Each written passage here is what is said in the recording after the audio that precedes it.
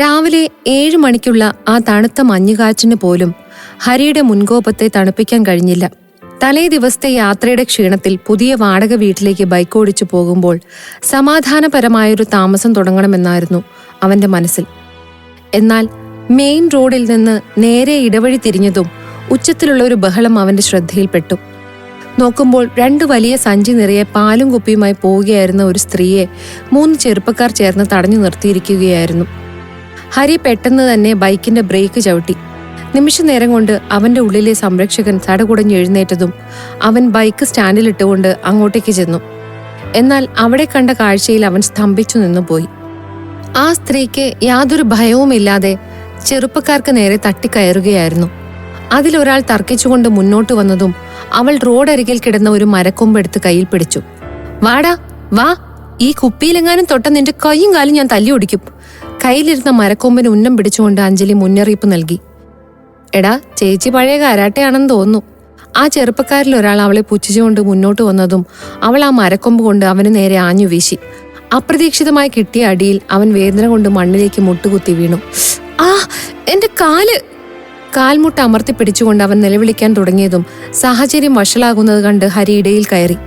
ഡാടാ, എന്താ ഇവിടെ? പെണ്ണുങ്ങളോടാണോ നിന്റെയൊക്കെ പോക്കിർത്തരം? അവൻ ഗാംഭീര്യമുള്ള സ്വരത്തിൽ പറഞ്ഞുകൊണ്ട് അവന്മാർക്ക് നേരെ ചെന്നു. അത് ചോദിക്കാൻ നീ ആരാടാ? ഡാ, അടിച്ചു ഓടിക്കട ഈ വരുത്തപ്പട്ടിയെ! ഹരിയെ കണ്ട് കൂട്ടത്തിൽ ഒരുവൻ ചീറിയതും മുന്നോട്ട് വന്ന ഒരുത്തന്റെ കോളറിൽ കുത്തിപ്പിടിച്ച് ഹരി അവനെ ദൂരേക്ക് തള്ളി. ഇത് കണ്ടു നിന്ന മറ്റൊരുവൻ അവന് നേരെ പാഞ്ഞെടുത്തതും ഹരി അവന്റെ കൈപ്പത്തിയിൽ പിടിച്ച് പുറകിലേക്ക് ആഞ്ഞു തിരിച്ചു. നിന്നോടൊക്കെ ഞാൻ ഒന്ന് പറഞ്ഞു, വെറുതെ എന്റെ കൈക്ക് പണിയുണ്ടാക്കാതെ വേഗം സ്ഥലം വിട്ടോ. ഹരിയുടെ കണ്ണിലെ തീക്ഷ്ണത കണ്ടതും ഇനി ഇവിടെ നിന്നാൽ പന്തിയല്ലെന്ന് മനസ്സിലാക്കിയ ചെറുപ്പക്കാർ അവിടെ നിന്നും വേഗം സ്ഥലം കാലിയാക്കി. ഹരി തന്റെ ചുളിഞ്ഞ ഷർട്ട് നേരെ പിടിച്ചിട്ടുകൊണ്ട് തിരിഞ്ഞതും പെട്ടെന്ന് ആ മരക്കൊമ്പിന്റെ അറ്റം തന്റെ നെഞ്ചിന് നേരെ നിൽക്കുന്നത് കണ്ട് അവൻ പിറകിലേക്ക് വീച്ചുപോയി. താൻ ആരാ എന്റെ കാര്യത്തിൽ ഇടപെടാൻ? കിതച്ചുകൊണ്ട് അഞ്ജലി ആക്രോശിച്ചു. ഒരു നന്ദി പ്രകടനം പ്രതീക്ഷിച്ചെടുത്ത് അവളിൽ നിന്നും വന്ന വാക്കുകൾ കേട്ട് ഹരി അന്താളിച്ചു നിന്നു. ഒരു ഹീറോ വന്നേക്കുന്നു. ഏത് നാശം പിടിച്ച നേരത്താണോ? അവൾ വീണ്ടും ഓരോന്ന് പിറുവിറുക്കാൻ തുടങ്ങിയതും ഹരിയുടെ നിയന്ത്രണം നഷ്ടപ്പെട്ടിരുന്നു. എടോ, ഞാൻ തന്നെ വലിയൊരു അപകടത്തിൽ നിന്നാ രക്ഷിച്ചത്. ഒരു നന്ദി പറഞ്ഞെന്ന് വെച്ച് ഈ ലോകം ഒന്ന് ഇടിഞ്ഞു വീഴില്ല കേട്ടോ. അവൻ അവൾക്ക് നേരെ അടുത്തുകൊണ്ട് പറഞ്ഞതും അഞ്ജലി പരിഹാസത്തോടെ ഒന്ന് അമർത്തി മൂളി. വലിയ കാര്യായിപ്പോയി. ഹവമാരെ എന്റെ കൈവെള്ളയിൽ വന്ന് പെട്ടതായിരുന്നു. എല്ലാം നശിപ്പിച്ചിട്ട് മാറി നിന്ന് വാചകം അടിക്കുന്ന കണ്ടില്ലേ? അതെ, എന്റെ കാര്യം നോക്കാൻ എനിക്കറിയാം. അതിന് വേറൊരുത്തന്റെ ആവശ്യമില്ല. കയ്യിലിരുന്ന സഞ്ചി മുറുകെ പിടിച്ചുകൊണ്ട് അവൾ അരിശത്തോടെ തിരിഞ്ഞു നടന്നു. ഇതൊക്കെ എവിടുന്ന് കെട്ടിയെടുക്കുന്നോ? ചവിട്ടിത്തുള്ളി പോകുന്ന അവളെ നോക്കി ഹരി ദേഷ്യത്തോടെ ബൈക്കിനടുത്തേക്ക് നടന്നു. വന്ന ആദ്യ ദിവസം തന്നെ വടി കൊടുത്ത് അടി വാങ്ങിക്കേണ്ടി വന്നതിൽ അവന് നന്നേ അമർഷം തോന്നി. അരമണിക്കൂർ കഴിഞ്ഞതും അവൻ തന്റെ പുതിയ വാടക വീടിന് മുന്നിൽ ബൈക്ക് നിർത്തി. ഹെൽമറ്റ് ഊരി ബൈക്കിന്റെ മിററിൽ തൂക്കുന്നതിനിടെയാണ് പോക്കറ്റിലിരിക്കുന്ന ഫോൺ നിർത്താതെ ശബ്ദിക്കാൻ തുടങ്ങിയത്. സ്ക്രീനിൽ അമ്മ എന്ന് കണ്ടതും അവൻ ഒരു നിശ്വാസത്തോടെ ഫോൺ എടുത്തു. ഹലോ അമ്മ. ആ, എത്തിയോ നീ എവിടെ? ഒരുക്കങ്ങളൊക്കെ എന്തായി?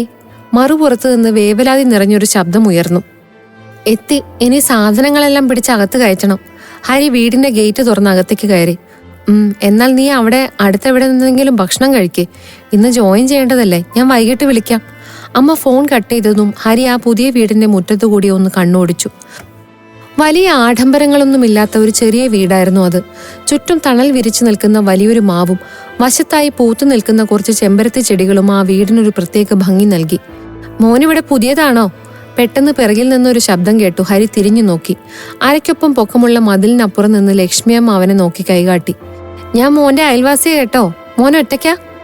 വീടിനകത്തേക്ക് കണ്ണു പായിച്ചുകൊണ്ട് ലക്ഷ്മിയമ്മ ചോദിച്ചതും അവൻ അതെ എന്ന രീതിയിൽ തലയാട്ടി.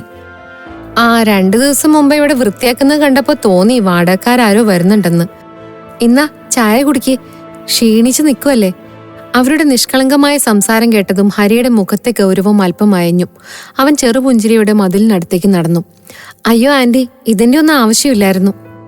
എന്ന് പറഞ്ഞാൽ എങ്ങനെയാ? ഇനി നമ്മളൊക്കെ അടുത്തടുത്ത് താമസിക്കാൻ പോവല്ലേ?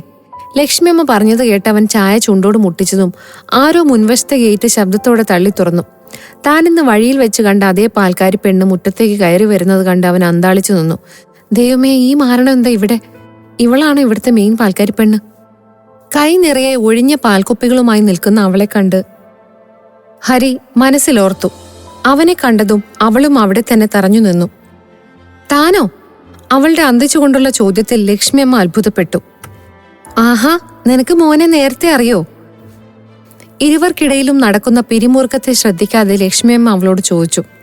എന്റെ മോളാ അഞ്ജലി. ഇവളാണ് ഇവിടെ എല്ലായിടത്തും പാല് കൊണ്ട് കൊടുക്കുന്നത്. അവളെ വലിച്ചു മുന്നിലേക്ക് നിർത്തിക്കൊണ്ട് ലക്ഷ്മിയമ്മ പരിചയപ്പെടുത്തിയതും അഞ്ജലി ഇരുവരെയും രൂക്ഷമായി നോക്കി. അമ്മ ഇങ്ങോട്ടൊന്ന് വന്നേ, ചുമ്മാ കണ്ണി കണ്ടവരോടൊക്കെ സംസാരിച്ച് നിൽക്കാതെ. അവൾ ഹരിയെ ഇടങ്ങണ്ണിട്ട് നോക്കി. ഇന്ന് എന്തൊക്കെ ചെയ്തു തീർക്കാറുണ്ടെന്നറിയോ? അയ്യോ, ഞാനതങ്ങ് മറന്നു. പോട്ടെ മോനെ. അഞ്ജലിയുടെ പരിഭ്രമം ഒന്നും വകവെക്കാതെ ലക്ഷ്മിയമ്മ ചിരിച്ചുകൊണ്ട് തിരികെ നടന്നു. അഞ്ജലി ഹരിയെ ഒന്നുകൂടി രൂക്ഷമായി നോക്കിയ ശേഷം അമ്മയെ വീടിനുള്ളിലേക്ക് കയറ്റി വാതിലടച്ചു.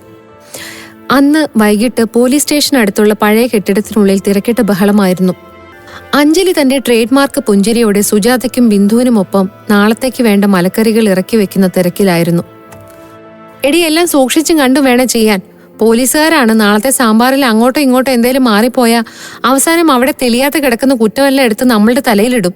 സാരി തുമ്പുകൊണ്ട് നെറ്റി തുടച്ചുകൊണ്ട് സുജാത അമർത്തി ചിരിച്ചു. ഒന്ന് പോടി അവിടുന്ന്, അഞ്ജലി പൊട്ടിച്ചിരിച്ചു. ഒരുപാട് കഷ്ടപ്പെട്ട നമുക്ക് ഈ ക്യാൻറ്റീൻ കോൺട്രാക്ട് കിട്ടിയത്. നാളത്തെ ഉദ്ഘാടനം പൊടി പൊടിക്കണം. നമ്മൾ പാചകമല്ല വെറും വാചകമാണെന്ന് പറഞ്ഞവരെയൊക്കെ നമുക്ക് നാളെ ഞെട്ടിക്കണം. സ്റ്റേഷന്റെ കാര്യം പറഞ്ഞപ്പോഴാ പുതിയ സബ് ഇൻസ്പെക്ടർ ഇന്ന് രാവിലെ ചാർജ് എടുത്തത്രേ. ഭയങ്കര കലിപ്പനാണെന്ന് കേട്ടത്. നാളത്തേക്കുള്ളത് ഓരോന്നും അടുക്കുന്നതിനിടെ ബിന്ദു പറഞ്ഞത് കേട്ട് അഞ്ജലി പെട്ടെന്ന് ജോലി ചെയ്യുന്നത് നിർത്തി. അവൾ എന്തോ അല്പനേരം ആലോചിച്ചു നിന്ന ശേഷം തന്റെ സാരിയിൽ കൈകൾ തുടച്ചുകൊണ്ട് എഴുന്നേറ്റ് നിന്നു. കലിപ്പനാണെങ്കിലും അല്ലെങ്കിലും അയാൾക്ക് ഭക്ഷണം കഴിക്കണ്ടേ? നമുക്ക് എല്ലാവർക്കും കൂടി പോയി ഓഫീസർമാരെയൊക്കെ ഒന്ന് ക്ഷണിച്ചാലോ? ആദ്യത്തെ ഇംപ്രഷൻ നല്ലതായ പകുതി കാര്യവും അങ്ങ് സെറ്റാവും. അവൾ ആകാംക്ഷയോടെ പറഞ്ഞത് കേട്ട് എല്ലാവരും പരസ്പരം നോക്കി. അത് നേരാ. പറ്റുവാണെങ്കിൽ പുതിയ SIയെ കൊണ്ട് തന്നെ നാളെ ഉദ്ഘാടനവും ചെയ്യിപ്പിക്കാം. ബിന്ദു അതിന് ശരിവെച്ചു. അയ്യോ, അപ്പൊ നമ്മുടെ പ്രസിഡന്റോ? ആ പെരുവേറിനോട് പോയി പണി നോക്കാൻ പറ. അയ്യ, അല്ലെങ്കിൽ തന്നെ അയാളുടെ ഒലിപ്പിച്ചുകൊണ്ടുള്ള നോട്ടം കണ്ടിച്ചാലും മതി. ഒടുക്കം സുജാത അതിന് തീർപ്പ് കൽപ്പിച്ചതോടെ മൂവരും ക്യാൻറ്റീൻ വിട്ട് പോലീസ് സ്റ്റേഷനിലേക്ക് നടന്നു. മുഖത്ത് തികഞ്ഞ ആത്മവിശ്വാസത്തോടെ അവൾ നേരെ SIയുടെ മുറി ലക്ഷ്യമാക്കി നടന്നു. ആഹാ, ക്യാൻറ്റീൻ മുതലാളിമാരെല്ലാം കൂടി എങ്ങോട്ടാ? പിറകിൽ നിന്ന് കോൺസ്റ്റബിൾ കുട്ടൻപിള്ളയുടെ ചോദ്യം കേട്ട് അവർ തിരിഞ്ഞു നോക്കി. അല്ല പിള്ള സാറേ, നമ്മുടെ ഉദ്ഘാടനമാണല്ലോ. അപ്പോ പുതിയ SI വന്ന സ്ഥിതിക്ക് ആളെ ഒന്ന് നേരിട്ട് ക്ഷണിച്ചേക്കാന്ന് കരുതി. ചെന്ന് കയറി കൊടുക്ക്, ആള് നല്ല ചൂടനാ. എന്നാൽ കുട്ടൻപിള്ള പറഞ്ഞത് കേട്ട് മൂവരും ഒന്ന് പതറി. അങ്ങനാണെങ്കിൽ ക്ഷണം നാളെ ആക്കിയാലോ? പോടി, നാളത്തെ ഉദ്ഘാടനത്തിന് നാളെ പോയി വിളിക്കാനോ? നിങ്ങളിങ്ങ് വാ. അഞ്ജലി ഇരുവരെയും വലിച്ചുകൊണ്ട് SIയുടെ മുറിക്ക് മുന്നിലെത്തി. അകത്തു നിന്ന് അനുവാദം കിട്ടിയതും അവൾ ആ മരവാതിൽ തള്ളി തുറന്നുകൊണ്ട് അകത്തേക്ക് കയറി. നമസ്കാരം സർ, ഞങ്ങളെ കുടുംബശ്രീ യൂണിറ്റിൽ നിന്നാ. വാക്കുകൾ പൂർത്തീകരിക്കും മുൻപേ മുന്നിലിരിക്കുന്ന ആളെ കണ്ട് അഞ്ജലി സ്തംഭിച്ചു നിന്നു. നിമിഷനേരം കൊണ്ട് അവളുടെ മുഖത്തുണ്ടായിരുന്ന പുഞ്ചിരി മാഞ്ഞു. പകരം തികഞ്ഞ ഞെട്ടലുണ്ടായി. ആ വലിയ മേശയ്ക്ക് പിന്നിൽ കസേരയിൽ ചാരി അഹങ്കാരത്തോടെ തന്നെ നോക്കിച്ചിരിക്കുന്ന തന്റെ പുതിയ അയൽവാസിയെ കണ്ട് അവൾ തറഞ്ഞു നിന്നു. അവൻ ആ പഴയ സാധാരണ വസ്ത്രത്തിലായിരുന്നില്ല. കേരള പോലീസിന്റെ അധികാരത്തിന്റെ ഗാംഭീര്യമുള്ള യൂണിഫോമിലായിരുന്നു. ഹരിയുടെ അവസ്ഥയും മറിച്ചല്ലായിരുന്നു. അവൻ തന്റെ പുരികമൊന്ന് ഉയർത്തി പരിഹാസത്തോടെ അവളെ തന്നെ നോക്കി. ചേടാ, ഈ കുരിശ് ഞാൻ എവിടെ ചെന്നാലും വള്ളി പോലെ പിറകെ ഉണ്ടല്ലോ. അഹങ്കാരി, അവൻ മനസ്സിൽ പറഞ്ഞു. തനിക്ക് മുൻപിൽ കസേരയിൽ ഞെളിഞ്ഞിരിക്കുന്നവനെ കണ്ട് അഞ്ജലി തറഞ്ഞു നിന്നു. ഹരിനന്ദൻ. അവന്റെ നെയിം പ്ലേറ്റിൽ കണ്ട പേരിലേക്ക് നോക്കി അവൾ മെല്ലെ ഉരുവിട്ടു. ഇന്ന് രാവിലെ താൻ കയർത്തു സംസാരിച്ചത് പുതിയ സബ് ഇൻസ്പെക്ടറോടായിരുന്നു എന്ന സത്യം ഉൾക്കൊള്ളാൻ അവൾക്ക് സെക്കൻഡുകൾ വേണ്ടി വന്നു. ഹരി തന്റെ കസേരയിൽ ചാരിയിരുന്നു കൊണ്ട് മേശപ്പുറത്തിരുന്ന പേനയെടുത്ത് വിരലുകൾക്കിടയിലേക്ക് ഇട്ട് കറക്കി. എന്താടോ, ബാക്കി പറയുന്നില്ലേ? കുടുംബശ്രീ യൂണിറ്റിന്ന് ഹരി ചോദിച്ചതും അഞ്ജലി പെട്ടെന്ന് തന്റെ പകപ്പ് മറച്ചുവെച്ചു. അവൾ തോറ്റുകൊടുക്കാൻ തയ്യാറായിരുന്നില്ല. എങ്ങനെയെങ്കിലും ഈ ക്യാൻറ്റീൻ വിജയത്തിലേക്ക് എത്തിക്കാൻ അവൾ അവന് മുന്നിൽ വിനയാന്വിതയായി. അതെ സർ, ഈ സ്റ്റേഷനിലെ പുതിയ ക്യാൻറ്റീൻ കോൺട്രാക്ട് ഞങ്ങളുടെ യൂണിറ്റിനാ. നാളെയാണ് ഉദ്ഘാടനം. സാറ് വരണം. അവളുടെ പെട്ടെന്നുള്ള വിനയം കണ്ട് ഹരി അമ്പരന്ന് പോയി. രാവിലെ തന്റെ നേരെ തട്ടിക്കയറിയവൾ തന്നെ അല്ലേ ഇതെന്ന് അവൻ ഒരു നിമിഷം സംശയിച്ചു. ഞാൻ വരണോ വേണ്ടേ എന്നതൊക്കെ അവിടെ നിൽക്കട്ടെ. ഫുഡ് സെക്യൂരിറ്റിയുടെ ലൈസൻസും മറ്റു ഡോക്യുമെന്റ്സും എടുത്തിട്ടുണ്ടോ? ഉണ്ട് സർ, അഞ്ജലി മറുപടി നൽകി. കരാറിൽ പറഞ്ഞതുപോലെ യൂട്ടിലിറ്റി ചാർജ് കൃത്യമായി അടയ്ക്കണം. ഭക്ഷണത്തിന്റെ വില നിലവാരം പ്രദർശിപ്പിക്കണം. പിന്നെ ഭക്ഷണ നിലവാരത്തിൽ എന്തെങ്കിലും കുഴപ്പമുണ്ടായാ ഹരി ഒരു മുന്നറിയിപ്പ് എന്ന പോലെ മൂവരെയും ഒഴിഞ്ഞു നോക്കി. അറിയാലോ, ഞാൻ സബ് ഇൻസ്പെക്ടറായി ഇരിക്കുമ്പോൾ ഇവിടെ ഒരു രീതിയിലുള്ള തരികിടയും നടത്താൻ ഞാൻ അനുവദിക്കില്ല. Do you understand? അവന്റെ ചാടിച്ചുകൊണ്ടുള്ള സംസാരത്തിൽ സുജാത ഭയന്ന് പിറകിലേക്ക് വേച്ചുപോയി. അഞ്ജലി അവനെ ഒന്ന് തുറച്ചു നോക്കിയ ശേഷം മറ്റൊന്നും മിണ്ടാതെ അവിടെ നിന്നും ഇറങ്ങി നടന്നു. കലിപ്പൻ എന്ന് പറഞ്ഞാൽ ഇങ്ങനെയുണ്ടോ ഒരു കലിപ്പൻ? മൂവരും പിറുപിറുത്തുകൊണ്ട് സ്റ്റേഷന് പുറത്തേക്ക് ഇറങ്ങിയതും അഞ്ജലി എന്തോ ആലോചിച്ചുകൊണ്ട് നടത്തം നിർത്തി. എടി, ഞാനിപ്പോ വരാം. അവൾ പെട്ടെന്ന് സ്റ്റേഷനുള്ളിലേക്ക് തിരിഞ്ഞു നടന്നതും ബിന്ദുവും സുജാതയും അന്തിച്ചു നിന്നു. സർ, പെട്ടെന്ന് വാതിൽ തള്ളി തുറന്ന് അവൾ വന്നതു കണ്ട് ഹരി പുരുകമുയർത്തി. ഇന്ന് രാവിലെ സാർ പോലീസാണെന്ന് അറിയാതെയായി ഞാൻ അങ്ങനെയൊക്കെ പറഞ്ഞത്, സോറി. അവളുടെ ഈ ഏറ്റുപറച്ചിൽ പ്രതീക്ഷിച്ചെന്ന പോലെ ഹരി കിരികോട്ടി. ഓഹോ, അപ്പോ പോലീസ് അല്ലെങ്കിൽ നീ വായി തോന്നിയത് എന്തും വിളിച്ചു പറയോ അല്ലേ? അങ്ങനല്ല. എങ്ങനല്ലെന്ന്? ഹരി അവളെ പറയാൻ സമ്മതിക്കാതെ ശബ്ദമുയർത്തി. ഒറ്റ നോട്ടത്തിലെ നിന്റെ മുഖത്ത് എഴുതി വെച്ചിട്ടുണ്ട് നീ ഒരു അഹങ്കാരിയാണെന്ന്. സാർ, ഞാൻ ആളറിയാതെ പറഞ്ഞു പോയതാ. സാറിന് വേണമെങ്കിൽ ഞാൻ 1 മാസത്തെ പാല് മുഴുവൻ ഡിസ്കൗണ്ടിൽ തരാം. ഒരു കോംപ്രമൈസ് എന്ന കണക്കെ അവൾ വീണ്ടും ഒരു ശ്രമം നടത്തിയതും അവൻ അതിനനുസരിച്ച് തലയിൽ കയറാൻ തുടങ്ങി. വേണമെങ്കിലെന്നോ? എന്താ, നിന്നെ പോലെ ഒരു അഹങ്കാരിയുടെ ഔദാര്യം പറ്റാനാണോ ഞാനിവിടെ യൂണിഫോം ഇട്ടിരിക്കുന്നെ? മുരടൻ. അവൻ അമ്പിനും വില്ലിനും അടുക്കുന്നില്ലെന്ന് കണ്ടതും അവൾ അമർഷത്തോടെ പിറുപിറുത്തു. എന്താ എന്താ പറഞ്ഞേ? തന്നെ നോക്കി എന്തൊക്കെയോ പിറുപിറുത്തു കൊണ്ടുപോകുന്ന അവളെ നോക്കി അവൻ പുച്ഛിച്ചു. ഹ, അവളുടെ ഒരു ക്യാൻറ്റീൻ. ഈ അഹങ്കാരവും വെച്ച് നീ എത്ര നാൾ ക്യാൻറ്റീൻ നടത്തുമെന്ന് എനിക്കൊന്ന് കാണണം. പിറ്റേന്ന് രാവിലെ മുതൽ ക്യാൻറ്റീനിൽ വലിയ തിരക്കായിരുന്നു. ഉദ്ഘാടനത്തിന് ശേഷം പോലീസുകാരും കുടുംബശ്രീ പ്രവർത്തകരും ഓരോരുത്തരായി ഭക്ഷണം കഴിക്കാൻ എത്തിത്തുടങ്ങി. ഭക്ഷണം കഴിച്ചവരെല്ലാം അഞ്ജലിയുടെയും സംഘത്തിന്റെയും കൈപുണ്യത്തെ പുകഴ്ത്തി സംസാരിക്കുന്നത് കേട്ടപ്പോൾ അവളുടെ മുഖത്ത് വല്ലാത്ത ആശ്വാസം പടർന്നു. ഉച്ചയ്ക്ക് 1 മണിയായതും ഹരി സ്റ്റേഷനിൽ നിന്ന് പതുക്കെ ക്യാൻറ്റീനിലേക്ക് നടന്നു. അവൻ അകത്തേക്ക് കയറിയത് കണ്ട് ചുറ്റുമുള്ള പോലീസുകാർ ബഹുമാനത്തോടെ എഴുന്നേറ്റ് നിന്നു. ഹരി ഒരു മൂലയിലുള്ള കസേരയിൽ പോയിരുന്നു. അവന്റെ വരവ് പ്രതീക്ഷിച്ചെന്ന പോലെ അഞ്ജലി ഒരു പ്ലേറ്റുമായി അവന്റെ അടുത്തേക്കെത്തി. സാറിന് രാവിലെ കണ്ടില്ലല്ലോ. ഉദ്ഘാടന ദിവസമായതുകൊണ്ട് സദ്യയാണ് സ്പെഷ്യൽ. സാറിന് പായസം എടുക്കട്ടെ? അഞ്ജലി പുഞ്ചിരിച്ചുകൊണ്ട് അവന്റെ പ്ലേറ്റിലേക്ക് പായസം ഒഴിക്കാൻ തുടങ്ങിയതും അവൻ അവൾക്ക് നേരെ അവജ്ഞയോടെ നോക്കി. ഓ, ഞാൻ ആദ്യം എന്തെങ്കിലും ഒന്ന് കഴിച്ചോട്ടെ. അവന്റെ എടുത്തടിച്ചുള്ള മറുപടിയിൽ അഞ്ജലിക്ക് ചെറിയ നാണക്കേട് തോന്നി. ഇവിടെ ബിരിയാണി ഒന്നുമില്ലേ? മുൻപിൽ കൊണ്ടുവച്ച ചോറിലേക്ക് നോക്കിക്കൊണ്ട് അവൻ ചോദിച്ചു. അത് ഇന്ന് ഉദ്ഘാടനമായത്.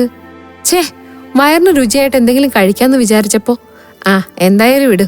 വീണ്ടും ഒരു ലോഡ് പുച്ഛം ഇറക്കിക്കൊണ്ട് അവൻ ഭക്ഷണം കഴിക്കാൻ ആരംഭിച്ചു. ആദ്യത്തെ ഉരുള വായിൽ വെച്ചതും അവന്റെ കണ്ണു വിടർന്നു. എന്നാൽ നിമിഷ നേരം കൊണ്ട് അവന്റെ മുഖഭാവം മാറി. എന്താ ഈ ഉണ്ടാക്കി വെച്ചേക്കുന്നത്? അവൻ ഉറക്കെ ചോദിച്ചതും ക്യാൻറ്റീനിലെ സംസാരം പെട്ടെന്ന് നിലച്ചു. എന്തു പറ്റി സാർ? എന്തെങ്കിലും കുഴപ്പമുണ്ടോ? അഞ്ജലി പരിഭ്രമത്തോടെ ചോദിച്ചു. എന്താ കുഴപ്പമെന്നോ? ഇതിൽ കല്ല് കടിക്കുന്നുണ്ടല്ലോ. എന്താ പോലീസുകാർക്ക് പണി തരാൻ വേണ്ടി ഇറങ്ങിയിരിക്കുവാണോ താൻ? ഹരി പ്ലേറ്റ് തള്ളി മാറ്റി എഴുന്നേറ്റ് എല്ലാവരും ആസ്വദിച്ചു കഴിക്കുമ്പോൾ അവൻ മനഃപൂർവ്വം കുറ്റം കണ്ടുപിടിക്കുകയാണെന്ന് അവൾക്ക് മനസ്സിലായി. സർ, എല്ലാവരും കഴിച്ചതാണ്. ആർക്കും പരാതിയില്ലല്ലോ. അഞ്ജലി രണ്ടും കൽപ്പിച്ചുകൊണ്ട് അരയിൽ സാരി മുറുകി കുത്തി അവനെ തന്നെ തറപ്പിച്ചു നോക്കി. ബാക്കിയുള്ളവർക്ക് പരാതിയില്ലെങ്കിൽ എനിക്കുണ്ട്. വൃത്തിയുള്ള ഭക്ഷണം കൊടുക്കാൻ പറ്റില്ലെങ്കിൽ ഈ പണി നിർത്തി വീട്ടിലിരിക്കണം. ഹരി വീണ്ടും ചൂടായി. കല്ല് ഞാൻ ഉണ്ടാക്കിയ ഭക്ഷണത്തിലല്ല, സാറിന്റെ മനസ്സിലാ. ഞാൻ അന്ന് നിങ്ങളുടെ നേരെ ദേഷ്യപ്പെട്ടതിന്റെ ചൊരുക്കല്ലേ നിങ്ങളീ തീർക്കുന്നേ? ഒടുക്കം നിവൃത്തിയില്ലാതെ അവൾ പൊട്ടിത്തെറിച്ചതും അവൻ പകച്ചുപോയി. ചുറ്റും ഇരിക്കുന്നവർ തങ്ങളെ ശ്രദ്ധിക്കുന്നത് കണ്ടതും തിരിച്ചു മറുപടിയില്ലാതെ അവൻ ദേഷ്യത്തോടെ ഇറങ്ങിപ്പോയി. എന്താടി, എന്തു പറ്റി? ഹാളിലെ ഒച്ചപ്പാട് കേട്ട് അകത്തുനിന്നും ബിന്ദു ഓടിയെത്തി. എനിക്കെങ്ങനെ അറിയാനാ? അയാളുടെ കറിയിൽ കല്ലും മണ്ണും ആണത്രേ. അഞ്ജലിയുടെ കണ്ണുകൾ ദേഷ്യം കൊണ്ടും അപമാനം കൊണ്ടും നിറഞ്ഞു. തന്റെ കഷ്ടപ്പാടിനെ പുച്ഛിച്ച അവനോട് അവൾക്ക് വല്ലാത്ത പക തോന്നി. വൈകുന്നേരമായതോടെ ക്യാൻറ്റീനിലെ തിരക്കൊഴിഞ്ഞതും അഞ്ജലിയും സംഘവും തിരികെ വീട്ടിലേക്ക് പോകാൻ തീരുമാനിച്ചു. മൂവരും ക്യാൻറ്റീനിന്റെ ഷട്ടറിട്ട് സ്റ്റേഷന്റെ മുന്നിലൂടെ റോഡിലേക്ക് ഇറങ്ങിയതും പെട്ടെന്ന് മഴ ചാറി തുടങ്ങിയിരുന്നു. മഴയ്ക്ക് പെയ്യാൻ കണ്ട നേരം. കോരി ചൊരിയുന്ന മഴ നോക്കിക്കൊണ്ട് അഞ്ജലി പെറുപെറുത്തു. ഇതേ സമയം ഹരി തന്റെ ഡ്യൂട്ടി സമയം കഴിഞ്ഞ് തിരികെ ഇറങ്ങാൻ പോവുകയായിരുന്നു. പെട്ടെന്ന് കടവരാന്തയിൽ ഒതുങ്ങിക്കൂടി നിൽക്കുന്ന അഞ്ജലിയെയും സംഘത്തെയും കണ്ടതും പോലീസ് ഡ്രൈവർ ശ്രീധരൻ ജീപ്പ് അവർക്ക് മുന്നിൽ നിർത്തി. എന്റെ കുടയെടുത്തില്ല ആരും? സീറ്റിലിരുന്ന് ശ്രീധരൻ ചോദിച്ചതും അവർ ഇല്ലെന്ന് ചുമൽ കുലുക്കി. വാ കയറിക്കോ, ഞാനും SI സാറും നിങ്ങളുടെ വീടിന്റെ അപ്പുറം വരെ പോകുന്നുണ്ട്. അയാൾ നിർബന്ധിച്ചതും അഞ്ജലി ഒന്നും മടിച്ചു. ഹരിക്ക് അത് ഇഷ്ടമാവോ ഇല്ലയോ എന്ന് അവൾ ശങ്കിച്ചു നിന്നു. എന്നാൽ അവൾ മറുപടി പറയുന്നതിന് മുൻപേ ഹരി ഇടയിൽ കയറി. വണ്ടി എടുക്ക് ശ്രീധര. അവൻ അവളെ ഒന്ന് നോക്കുക പോലും ചെയ്യാതെ ആജ്ഞാപിച്ചു. അല്ല സാറേ, ആ പെൺകുട്ടികള് നല്ല മഴയല്ലേ, അവർക്ക് കുടയില്ലെന്ന്. ഈ വാഹനം ഔദ്യോഗിക ആവശ്യങ്ങൾക്ക് മാത്രമുള്ളതാണെന്ന് ശ്രീധരൻ സാറിനോട് ഇനി ഞാൻ പ്രത്യേകിച്ചും പറഞ്ഞു തരണോ? അയാൾ മുഴുവിക്കുന്നതിന് മുൻപേ ഹരി പറഞ്ഞു തുടങ്ങി. സാധാരണക്കാരെ കൊണ്ടുപോകാനല്ല ഡിപ്പാർട്ട്മെന്റ് വണ്ടി ഇട്ടേക്കുന്നത്, അതുകൊണ്ട് സാറ് വണ്ടി എടുക്ക്. അവൻ കടുപ്പിച്ചു പറഞ്ഞതും മറ്റു നിവൃത്തിയില്ലാതെ ശ്രീധരൻ വണ്ടി മുന്നോട്ടേക്കെടുത്തു. തന്റെ കാലിലേക്ക് ചെളിവെള്ളം തെറിപ്പിച്ചുകൊണ്ട് പോകുന്ന ജീപ്പിലേക്ക് നോക്കി അവൾ പല്ലിറുമ്മി. പിന്നീട് അങ്ങോട്ടുള്ള ദിവസങ്ങളിൽ ഹരിയുടെ സമീപനം അഞ്ജലിക്ക് ഒരു തലവേദനയായി. അവന്റെ സാമീപ്യം പോലും അവളെ ചൊടിപ്പിച്ചുകൊണ്ടിരുന്നു. അന്നൊരു ദിവസം രാവിലെ ഒരു കേസുമായി ബന്ധപ്പെട്ട അന്വേഷണത്തിനായി ടൗൺ ഹാളിലേക്ക് പോവുകയായിരുന്നു ഹരി. പെട്ടെന്നാണ് വഴിയരികിൽ ഒരു ഒച്ചപ്പാട് അവൻ കേട്ടത്. ഒളിപ്പുണ്ടോടി നിനക്ക്? ആ പരട്ട തള്ളിയും കൂട്ടുപിടിച്ച് എനിക്ക് അവകാശപ്പെട്ട വീട്ടിൽ സുഖിച്ച് ജീവിക്കാൻ. പരിചയമുള്ള ശബ്ദം കേട്ട് അവൻ ബൈക്ക് സൈഡിൽ നിർത്തി. നോക്കുമ്പോൾ രമേശനാണ്, നാട്ടിലെ പേര് കേട്ട തല്ലിപ്പൊളി, പോലീസുകാരുടെ സ്ഥിരം തലവേദന. എന്നാൽ അവന്റെ മുന്നിൽ നിൽക്കുന്നവളെ കണ്ടതും ഹരിയുടെ കണ്ണു വിടർന്നു. സൂക്ഷിച്ച് സംസാരിക്കണം. ഞാൻ കഴിയുന്നത് എന്റെ ഭർത്താവിന്റെ വീട്ടിലാ, അല്ലാതെ നിന്റെ കുടുംബത്തിൽ നിന്ന് പിടിച്ചു പറിച്ചിട്ടൊന്നുമല്ല. അത് കേട്ടതും രമേശൻ ഒരു പുച്ഛച്ചിരി ചിരിച്ചു. അയ്യോ, അവളൊരു ഭാര്യ നടക്കുന്നു. ചത്ത തലയ്ക്ക് മുകളിൽ നിൽക്കുന്നവന് പിന്നെ എന്ത് ഭാര്യയടിയുള്ളത്? രമേശന്റെ പെട്ടെന്നുള്ള വെളിപ്പെടുത്തൽ കേട്ട് ഹരി സ്തംഭിച്ചു നിന്നു.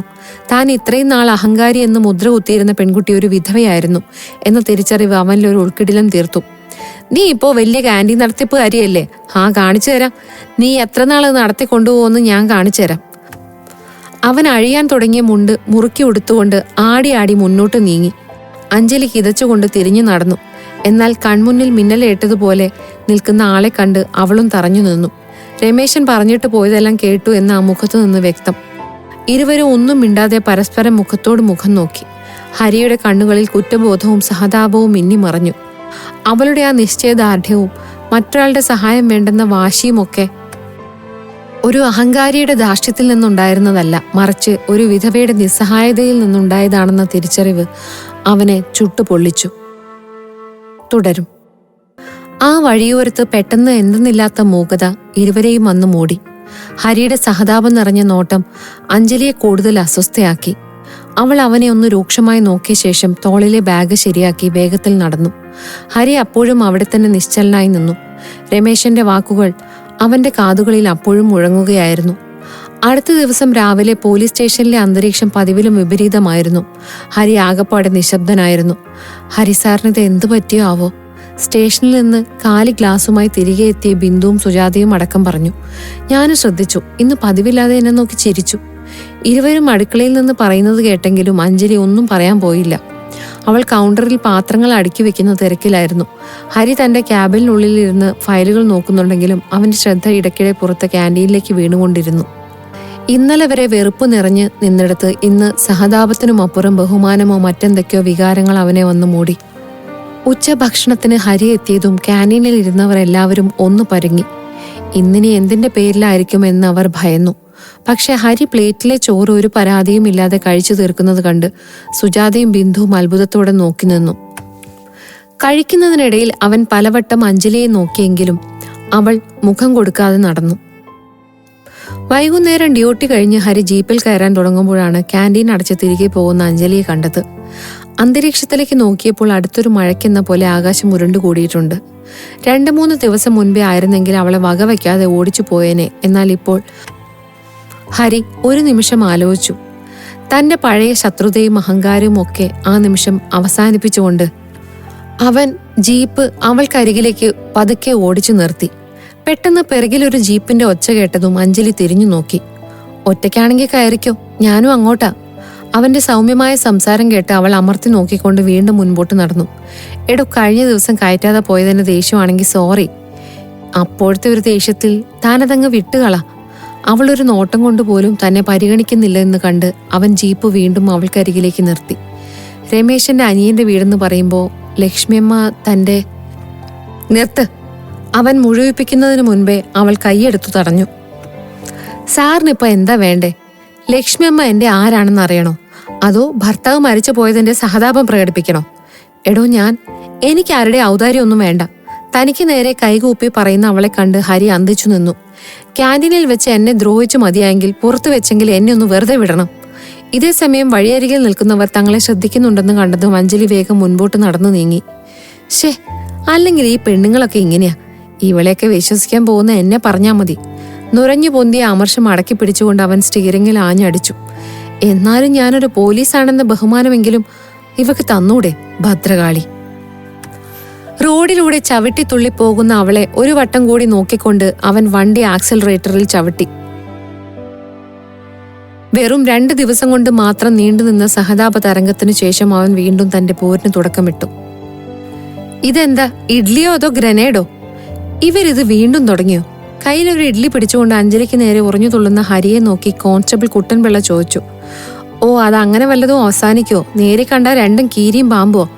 ഈ പോക്ക് പോയാൽ ഒന്നൊന്നിനെ കൊത്തിച്ചാകും, ബിന്ദു പറഞ്ഞു. സ്വഭാവം വെച്ചത് മിക്കവാറും നമ്മുടെ അഞ്ജലി തന്നെ ആയിരിക്കും. കുട്ടൻപിള്ള ഇരുവരെയും നോക്കിക്കൊണ്ട് സ്റ്റേഷനിലേക്ക് നടന്നു.